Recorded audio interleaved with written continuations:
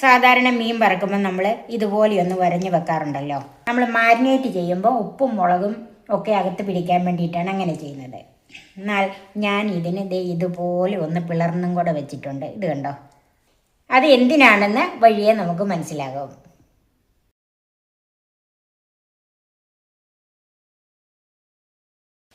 ഇത് ഒരു സാധാരണ മീൻ ഫ്രൈ അല്ലെന്ന് എല്ലാവർക്കും മനസ്സിലായി കാണുമല്ലോ. ഞാൻ ഇതിനു വേണ്ടി എടുത്തിരിക്കുന്നത് 3 അയിലയാണ്.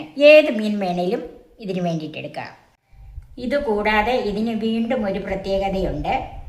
അതിന് വേണ്ടിയിട്ട് 3/4 കപ്പ് തേങ്ങയാണ് ഞാൻ എടുത്തിരിക്കുന്നത്. അതുകൂടാതെ 4 ചെറിയ ഉള്ളി എടുത്തിട്ടുണ്ട്, ഒരു ചെറിയ കഷ്ണം ഇഞ്ചി, ഒരു തണ്ട് ചെറിയ കറിവേപ്പില, ഒരു ചെറിയ കഷ്ണം വാളംപുളി.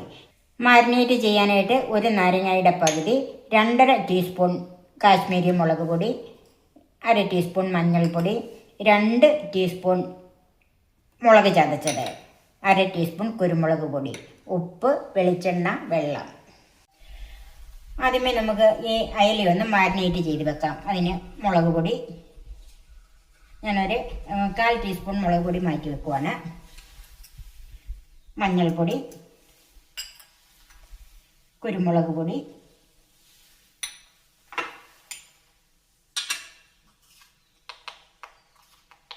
ഉപ്പ്, നാരങ്ങാനീര്.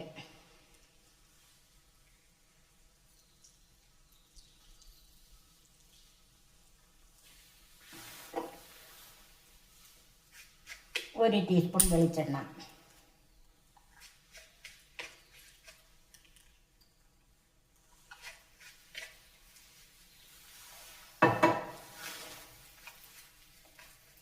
ഒരൽപ്പം വെള്ളം.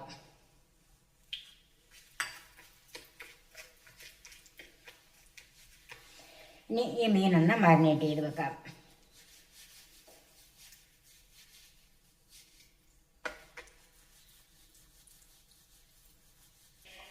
നമ്മൾ ഈ 2 വശവും മാരിനേറ്റ് ചെയ്ത് അതിൻ്റെ കൂടെ തന്നെ ഇതിൻ്റെ അകംവശം ഉണ്ടല്ലോ, അതിന് ചെറുതായിട്ടൊന്ന് ഇതുപോലെ, ഒത്തിരി വെക്കണ്ട, ചെറുതായിട്ടൊന്ന് മാരിനേറ്റ് ചെയ്ത് വെക്കണം. ഇതുപോലെ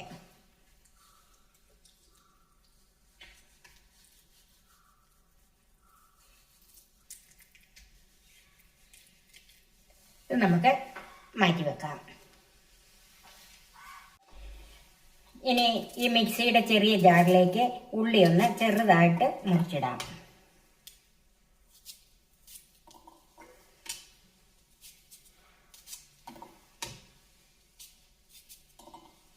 അതുപോലെ ഇഞ്ചിയും ചെറുതാക്കി ഇടാം.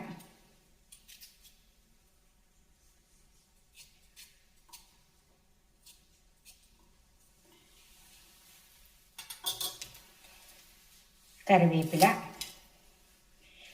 വാളംപുളി, ഇത് ഒന്ന് ചെറുതാക്കി ഇട്ട് കൊടുക്കണം.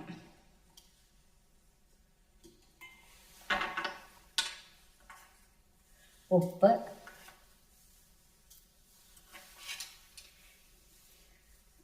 മാറ്റി വെച്ചിരിക്കുന്ന മുളക് പൊടി.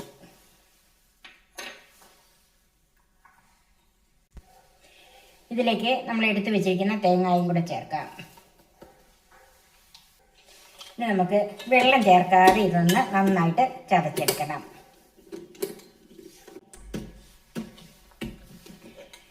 ഇത് നന്നായിട്ടൊന്ന് ചതച്ചെടുത്തിട്ടുണ്ട്. ഇത് നമുക്കൊരു പാത്രത്തിലേക്ക് മാറ്റി വെക്കാം.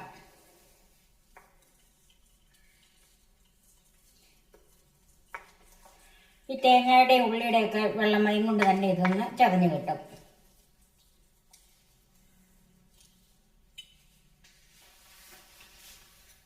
അതിലേക്ക് നമ്മൾ എടുത്ത് വെച്ചിരിക്കുന്ന ഈ ചതച്ച മുളക് ചേർക്കാം. ചതച്ച മുളക് ആദ്യം ചേർക്കാതിരുന്നത് അതങ്ങോട്ട് അരിഞ്ഞു പോകും, അതുകൊണ്ടാണ്. ഇതിങ്ങനെ ഒന്ന് ചമ്മന്തിയിൽ കടിക്കാൻ കിട്ടണം, അതുകൊണ്ടാണ് ഇതിങ്ങനെ അവസാനം ചേർക്കുന്നത്.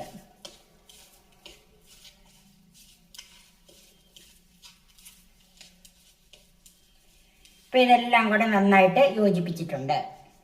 ഇപ്പോൾ ഈ മീൻ മാരിനേറ്റ് ചെയ്തിട്ട് ഏകദേശം ഒരു 10-20 മിനിറ്റോളം ആയിട്ടുണ്ട്. ഇനി ഓരോ മീനും എടുത്തിട്ട് ഇതുപോലെ ഈ ചമ്മന്തി കുറേശ്ശെ എടുത്ത് ഇതിൻ്റെ അകത്തോട്ട് ഫില്ല് ചെയ്യണം. ഇതുപോലെ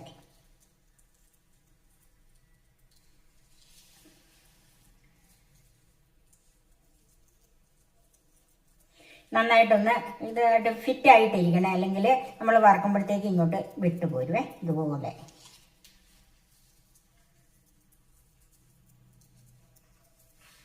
ഇതുപോലെ ചെയ്ത് നമുക്ക് മാറ്റി വെക്കാം.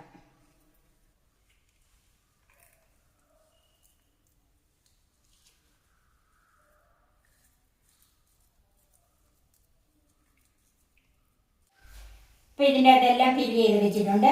ഇങ്ങനെ ഒരു 10 മിനിറ്റ് മാറ്റി വെക്കാം. ഇനി നമുക്ക് മീനൊന്ന് വറുത്തെടുക്കാം. ചൂടായ പാനിലേക്ക് വെളിച്ചെണ്ണ ഒഴിക്കാം.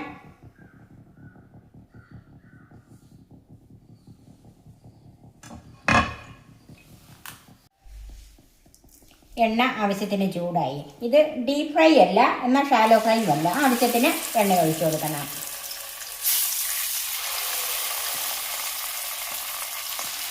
ഇനി ഒരു മീഡിയം ഫ്ലെയിമിലിട്ട് വേണം ഇതൊന്ന് വറുത്തെടുക്കാൻ.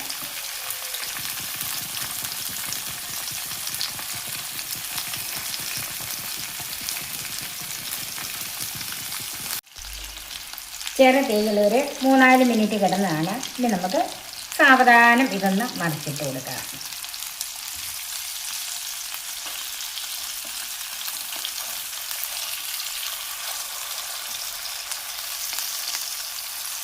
ഇത് ഇവിടെയൊക്കെ ഇത്രയും കട്ടിയുള്ളതുകൊണ്ട് ചെറു തീയിലിട്ട് തന്നെ ഇനി ഇത് വറുത്തെടുക്കണം.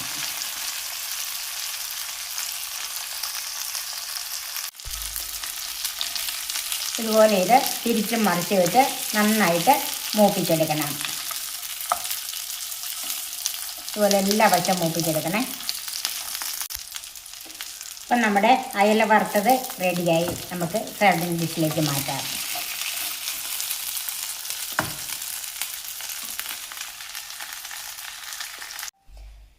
ഇങ്ങനെ ഒരു അയല വറുത്തത് നിങ്ങൾ കഴിച്ചിട്ടുണ്ടോ?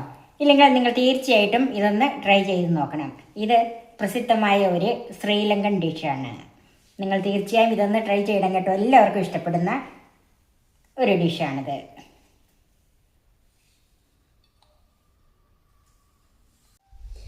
ഇതാ കടൽ കടന്നെത്തിയ ഒരു വിഭവം, ഒരു ശ്രീലങ്കൻ അയല വറുത്തത്. നമ്മൾ സാധാരണ ചെയ്യുന്നതിൽ നിന്ന് വളരെ വ്യത്യസ്തമായ ഒരു രുചിയിലുള്ള മീൻ വറുത്തത്. ഇതെല്ലാവർക്കും ഇഷ്ടപ്പെടും. എല്ലാവരും ഒന്ന് ചെയ്ത് നോക്കണം കേട്ടോ. അതിഭയങ്കര രുചിയാണ് ഇതിന്. എൻ്റെ ഈ ചാനൽ സബ്സ്ക്രൈബ് ചെയ്യാനും എൻ്റെ ഫേസ്ബുക്ക് പേജ് ലൈക്ക് ചെയ്യാനും ഷെയർ ചെയ്യാനും കമൻസ് അറിയിക്കാനും മറക്കരുത്. പുതിയ പുതിയ വിഭവങ്ങളുമായി നമുക്ക് വീണ്ടും കാണാം. ഞാൻ സോഫി കുര്യാക്കോസ്.